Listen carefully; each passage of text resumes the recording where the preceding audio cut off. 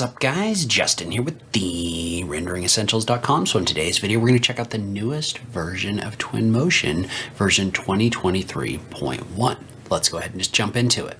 So real quick, if you do want to learn a little bit more about how to create renderings inside of Twinmotion, you may want to check out my Twinmotion Essentials course. So this is a start to finish course teaching you how to create renderings in Twinmotion. So we'll start with the basics, then we'll move into things like working with materials and lighting, site editing, and then we'll finish out with some instruction on how to create an exterior rendering as well as an interior rendering step by step. So if you are looking for a little bit more instruction on Twinmotion, make sure you check out my Twinmotion course at therenderingessentials.com/Twinmotion course. And so the first thing to know is this is currently in more of a preview version. So kind of like a beta, meaning that there are still some known bugs and limitations for this release, but we can download it and give it a try. So you can download this by going to the Epic Games launcher under Unreal Engine in the Twinmotion tab. And you want to select the 2023.1 preview and click on the download button in order to install this. Now there are some detailed release notes, which I'll link to in the notes down below so you can read through everything associated with this. But I thought I'd give you kind of a quick overview. Note that if you want another way of looking at this, you can also go to the Twinmotion public roadmap, and it's got kind of more images and tabs in here showing some of the different things that were added instead of like a big list of text. So you can kind of go through these either way. Okay, and so the first thing to know is not necessarily a feature as much as an improvement to the overall engine. What they've done is they've migrated over to Unreal Engine 5.0, meaning that you're going to have a lot better viewport display than you had in the previous versions. Now note that some of those Unreal Engine 5.0 features like Lumen and Nanite are not currently supported in here, but by moving over to Unreal Engine 5.0, hopefully this is going to kind of like pave the way for us to be able to use those features in the future. So I don't know what the intention is when it comes to actually incorporating those things or if it's even possible, but I'm hopeful for that in the future. And so one thing you might note as a part of this new version is when you open this up, you've now got this new opening screen. And so this opening screen gives you the ability to either start a new scene or to open a scene or to pick one of these templates. So let's say, for example, you've got two options in here, right? You've got architecture or product, and we'll go ahead and pick one of the product. Let's say we wanted to download this and bring it in. So what you can do is you can click on this download button right here, and then you can click on it in order to bring in a preset scene template. This is extremely valuable, especially if you want to do renderings of things like products. Having something already set up for this, so you can just start bringing your models in, is something I've wanted for a while, so I'm super excited about this. All right, and then once this is done downloading, you can click on the open button right here. We're going to say no to save, and this is going to open up a new scene in Twinmotion.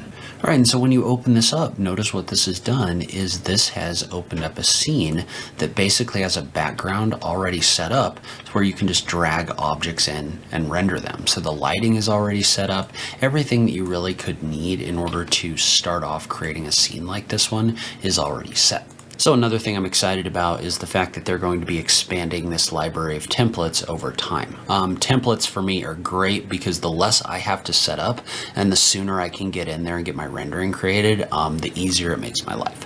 Note that they also have a new file format, which is improved in a lot of different ways. So it's got better file sizes, scene save and load speed, and overall better performance. And so they made several different modifications, which you can read into right here.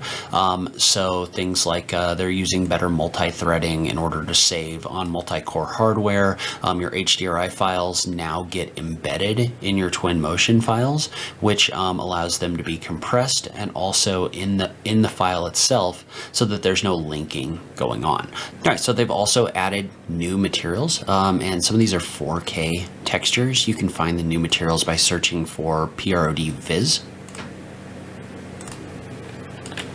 So if we just search for that right here, all of those materials are going to show up. In here, we've got some new fabrics, some other things like that. So let's say we wanted to bring in this woven fabric. We can just click on this button right here in order to bring that in. And then we can just drag that into our scene in order to preview it. And so note that some of these other materials, like this rubber dots material, those get really interesting if you jump over into the normal settings under the parallax and you add some intensity there, what you start getting is you start getting this this actual rubber dots look in here. So some of these have some really great parallax maps and other things built into them as well for you to try out. And so note that these new glass materials have been added, and now if we want to add a color to our glass, we can. So if we click in here and we switch over to colored like this, that's going to give us the ability to actually create colored glass that's going to act in a much more realistic way. So you can see how this kind of has a tint that's going on in here. So I think colored glass is something people have been asking for a while. So I think that is a great addition. And so there are some limitations of this, right? So like, for example, because they're handling refraction and things, some of these are no longer visible in your raster rendering. They're only going to show up in your other rendering. So just be aware of that. In your preview view, you might not see all of the things that the glass can do. Make sure that you switch over to path traced over here in order to get those to show up. So they've also made some changes to the workflow for Twinmotion to Unreal Engine using Datasmith. So now what you do is you just export your files to a Datasmith file. What you do is you just take the file and you just export it to a Datasmith file. And so we would just export this. So we could just call this whatever, preview scene.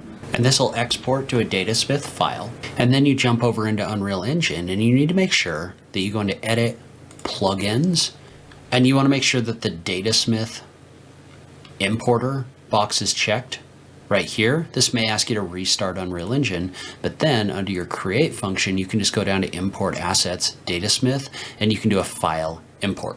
And you see how you have the Datasmith file right here, and then your assets are right here. You can just double click in order to import this. It's going to ask you where you want to put it. In this case, I'm just going to put it in the content file. Usually I'd put it somewhere else, but you've got your import options in here, which we're all going to leave checked, and we're going to click on import. That's going to bring in all of the textures, all of the geometry, other things like that into Unreal Engine. And so one thing to note about this is this did bring in all of my geometry, right? The different planes that we had in that scene. For some reason, my materials didn't come in quite right. I'm not really sure what the deal is with that. So that's something I'm gonna have to look into a little bit more. So all that geometry is getting brought in, but notice how my materials aren't showing up. And so like those texture maps did get brought in, but the materials didn't. So that's something I'm gonna have to dig into a little bit more, but you do have that ability to just use that Datasmith importer in Unreal Engine 5 like this. And so there are also some limitations. So like some of the models, the video textures, other things like that are not yet supported in Unreal Engine. So just be aware of that is very much still a work in progress, but we do have the ability to export directly to a Datasmith file and bring them into Unreal Engine.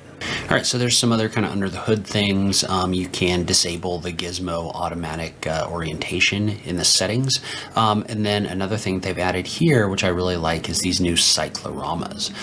But they're basically going to be the walls like this one, and you can use them in order to create these cyclorama backgrounds. So this is the one that gets brought in by default, but then you can also bring them in by going into your tools. Under cycloramas, there's a number of different cycloramas in here. And so this is exciting to me for multiple different reasons. I mean, first off, it is like very helpful to be able to just drag a cyclorama in here and create a render. Instead of dealing with like backgrounds and all of that, now you can just use an HDRI as a background and then just bring something in and render it. But what I really like about these is these are based on curves, meaning that they're actually editable and adjustable in here by dragging these different settings. So you can kind of see how that shape is changing when I drag those different radiuses in here.